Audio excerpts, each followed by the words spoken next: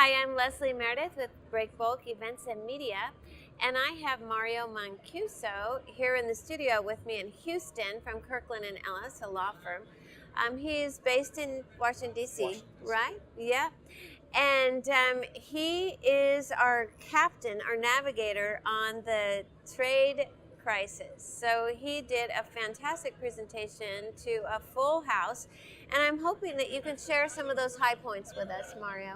So first, thank you, Leslie, for the opportunity to be here and the kind words. So I think some of the basic messages we had is that sometimes if you're not in Washington, it's easy to think that Washington can be dysfunctional and it's chaotic and there's no ballast to policy. I think the entire world thinks yeah, that. yeah, they may think Just that, from and there might be watching exactly, television and or so whatever. I think there are lots of different reasons why that might be the case. I do think, however, that certainly on trade policy, there have been some differences. The administration has tacked its sails a couple of different times, but if you just go underneath the political layer and look at policy, the administration has made very, very clear. One of the things I talked about was, as part of the administration's national security strategy, whether you agree with it or not, that's a different question, but it's made very, very clear the direction in which it wants to go. It's linking economic and trade issues with national security issues, and it has lots of effects on people in the shipping industry, things like sanctions and export controls.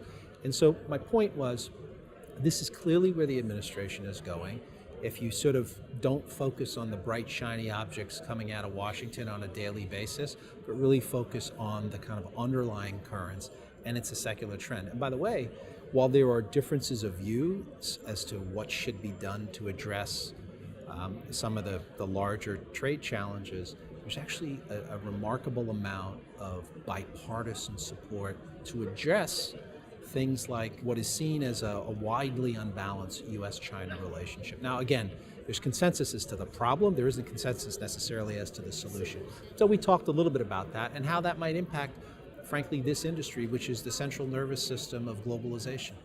Right? Very, very important industry, really focused on these issues, on a day-to-day basis. So, what advice would you give our companies represented here? So I would say a few things. I would say that it's easy to say that this is really an episodic aberration, right? It's a function of this administration. It's a function of where we happen to be at, early October 2018. I would argue that it's actually a structural secular trend. Again, there may be differences in policies from time to time, but we're entering a new world of really strategic competition between the United States and other countries like China, for example, economic competition.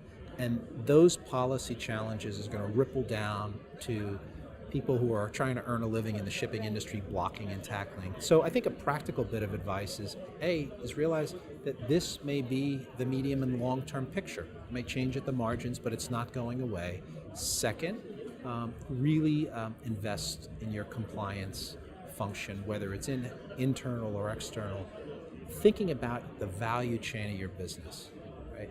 And thinking in advance as to where in the value chain of the business and in terms of what you do, could there be some exposure to whether it's tariffs or whether it's economic sanctions or what, and really doing that proactively in a systematic way and trying to have the right people in your organization stay on top of things.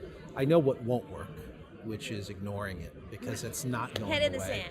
Head in the sand. It's not a good. That's just generally not a good professional or personal strategy. But Well, I think we can all agree with that. So thank you for that guidance and insight, and we hope you'll be back to share more in the future. thank you very much. Thank you very much, Leslie. It's great to be here.